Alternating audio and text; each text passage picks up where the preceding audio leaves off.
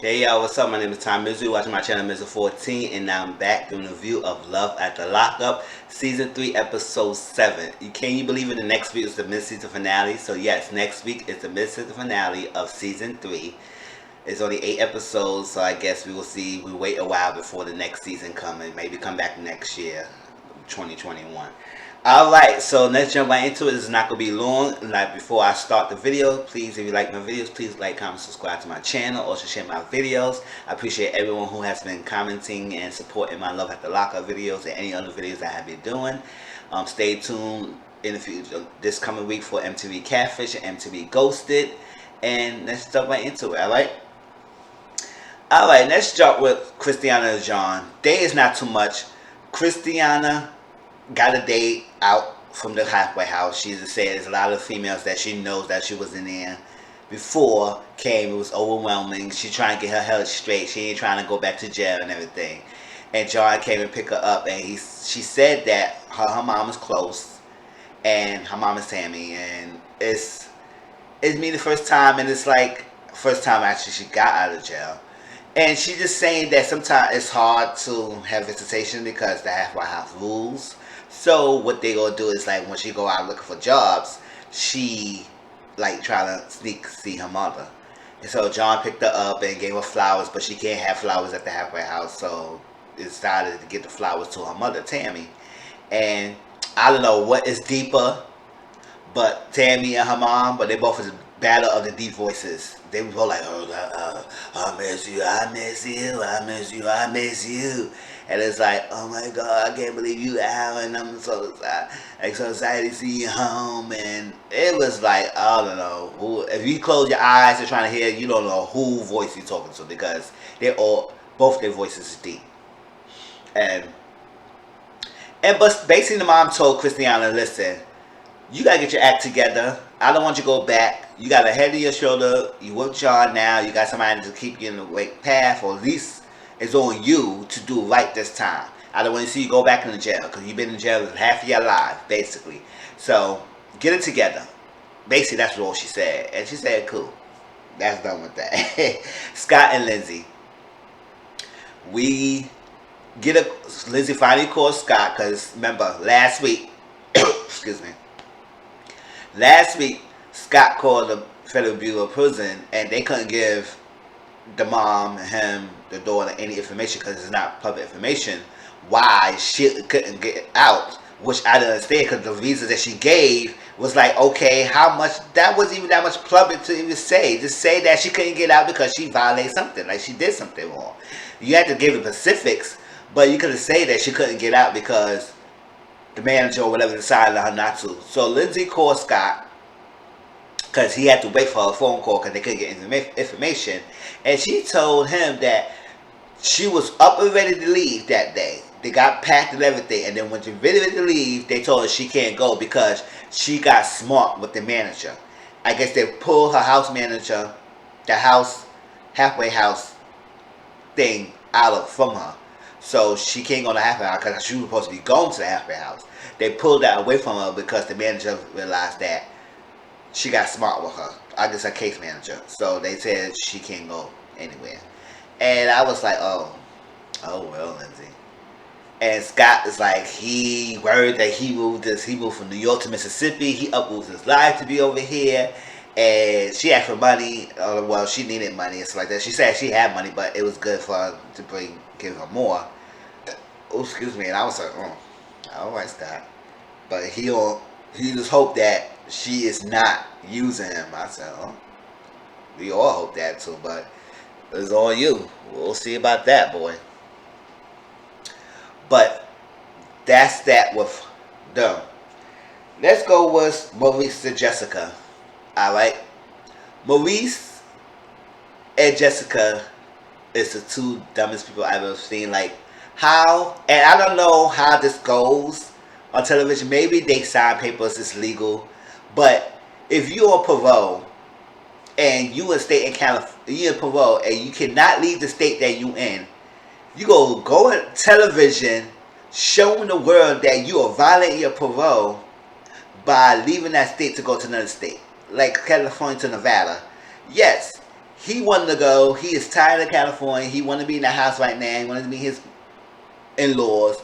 So he go risk it all, and he know he risking it by crossing from California to Nevada. So Jessica are nervous and trembling and stuff, and she's like, I don't know. She was about to turn back. I wish I was her. I would have turned the next interstate and go right back. First of all, I would have left. I would say, we ain't going anywhere. I was risk it. I would stick it out here in California. We get a room or something like that, and we just go and stick with it until this transfer happening. Now, I don't understand why you didn't get that transfer while he was in jail. Like 6 months, if it takes like at least 60 days, whatever, 2 or couple months, you could have did that way before he got out of jail, so you could be able to have him at your house. But y'all waited because y'all was hoping that he would just get out, or it could be automatically transfer. No, you got to put the paperwork in. All right.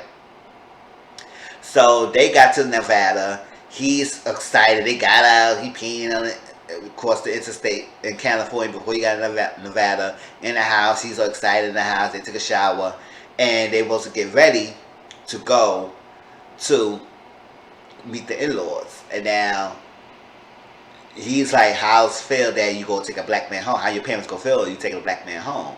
Now, I said in my first episode, my first review of this season, that I get that feeling that the parents not here for her marrying a black guy. I don't know. I don't want to jump to conclusions, but I'm not. It's something about it that I get that feeling that they are like that.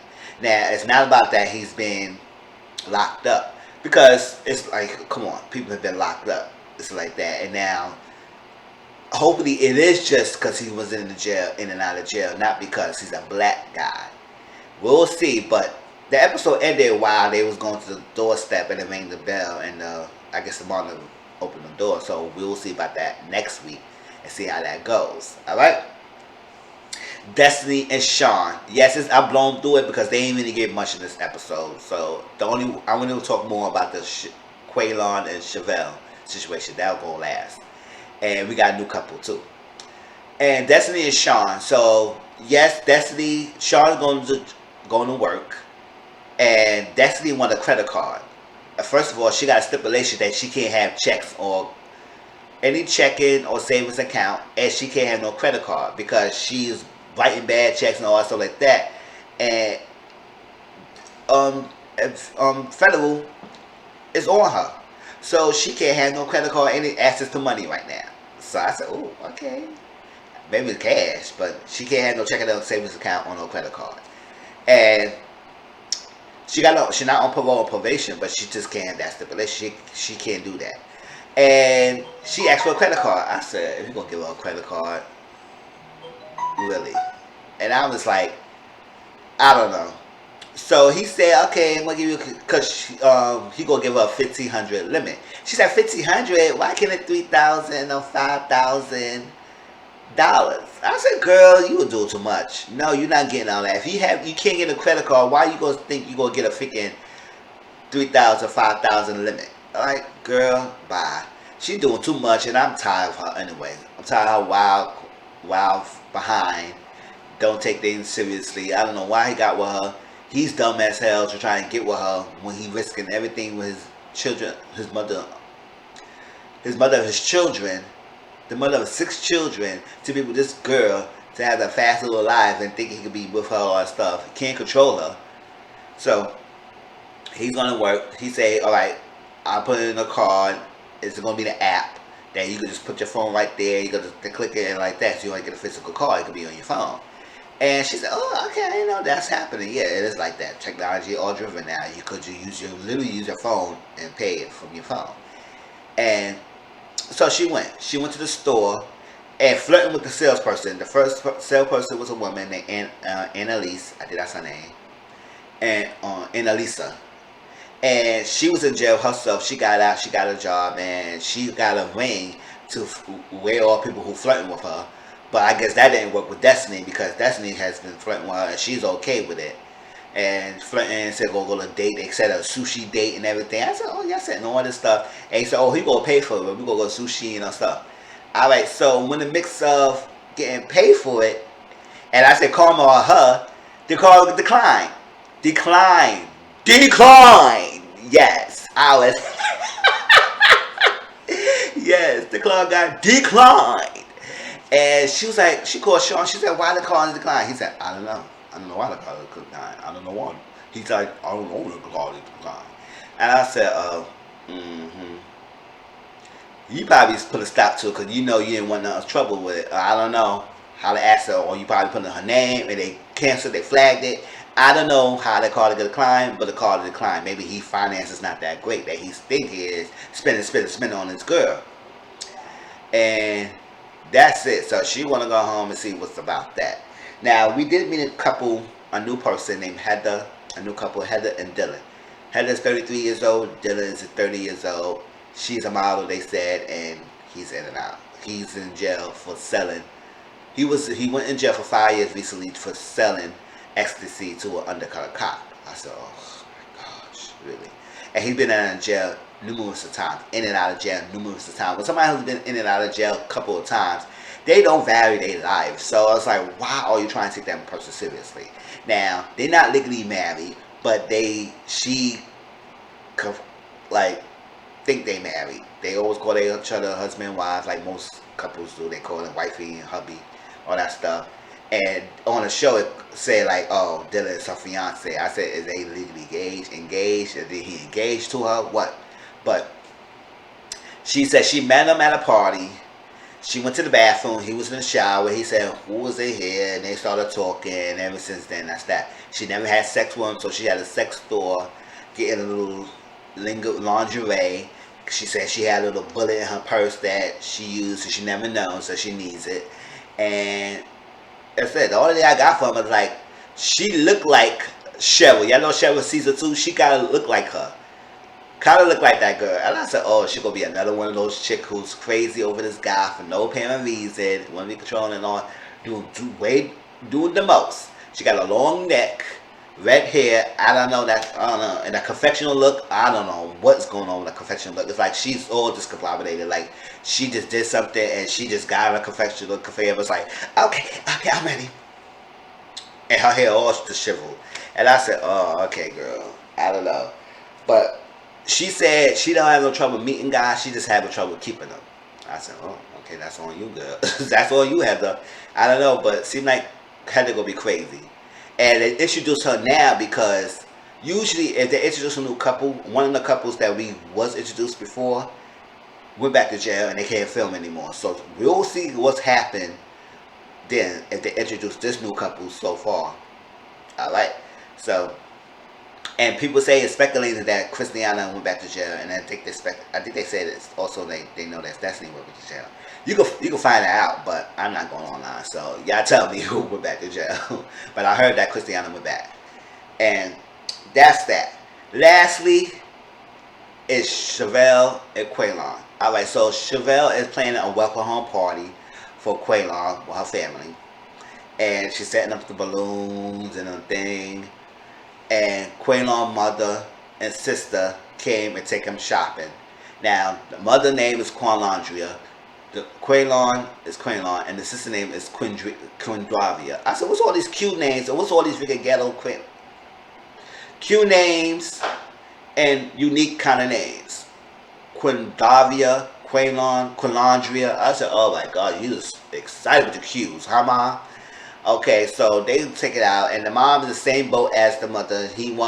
She wants him to be in Houston, Texas, with them, and not staying in Kansas City, because he's been in trouble in Kansas City numerous times. He said, I just gotta do what I gotta do. I gotta be a man. I made promises and everything, and I'm gonna stay. So that's that. Now, Cherelle, I don't know what's going on with Cherelle with her cheetah print. I said, girl, listen. You is not going to be auditioning for the revival of the Cheetah Girls. So what you need to stop with this cheetah print. She got the cheetah print confessionals, cheetah print outfit. It looks stupid. It's like, wow, what are we trying to do? Revival the group? It already died down. That's like in the childhood. Don't put me back to the childhood. We don't want to see another new group of Cheetah Girls. All right? So that's that. And she want to take her cousin D-Mark somewhere to pick something up. Child, they went to the car lot. He said, why we here? What we in the car lot for? She bought a truck for $5,000 for him.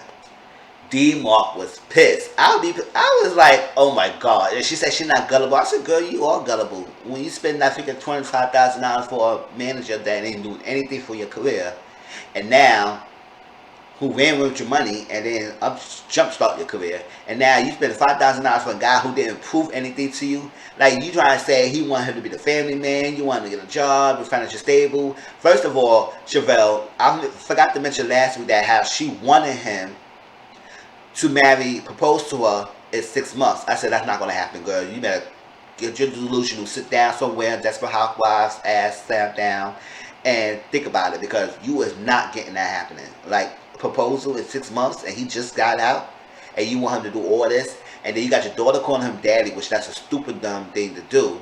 First of all, you don't get that girl attached to this guy, and you don't even know what the future is. Like, come on now. She is lonely and desperate for no reason, and there's a lot of single mothers out there who doing it alone, doing it well, have multiple kids and doing it well, and don't even need a man in their lives. Sure, they probably want one, but they ain't gonna be desperate enough to bring anybody around their children just to call them daddy or something like that. No, that's not, no. So she was doing all that, and then she bought no car. Now, D-Mark said, listen, all you know is visitation and phone calls. I laughed because of that. He said, that is true. That's true. She said, no, I know him because we be talking to my and all the thing and all that stuff, and I get to know him, and you got to give him a chance. I'm stepping on my faith. Give him a chance. And I said, it's not about nothing faith in the world when he's speaking the facts. He's saying that you buying him, you getting all this stuff for him, and he haven't proved anything. When you buy something for someone and they ain't show anything, there's nothing for them to prove. There's nothing for them to prove to you when you keep buying. When you keep buying things for people, it's nothing for them to prove to you, because you already showing that you could just give them stuff. So what kind of stuff that he need to show you to prove that he's there for you if you just keep buying him things? So stop buying him things, and he needs to step up and show you. But if you keep doing things, he's going to live for the ride, and he going to accept that gift. And he said this is going to be an escape car. Yes, you're going to be escaping that freaking car, jumping, bumping, Destiny Child, jumping, because you're going to be jumping from your house to another chick. And you keep smothering him, all this freaking marriage and family, all that stuff. Yes, he going to get out and get at him. Because it's 11:30 and the house is jumping. Yes, you're going to be jumping somewhere else. So, girl, Quaylon, leave Cherelle at home because she's a desperate housewife and you don't want that, right? And Cherelle, I understand D-Mark is pissed now. He don't even know how to feel about Quaylon. I said, it's not Quaylon. You mad at Cherelle. Get on her because she is desperate and she's gullible. But yes, that was Love at the Lockup. Please like, comment, subscribe to my channel. Tell me how y'all feel about this episode. Once again, next week is the Mizzle finale. And I'll talk to y'all later. Peace.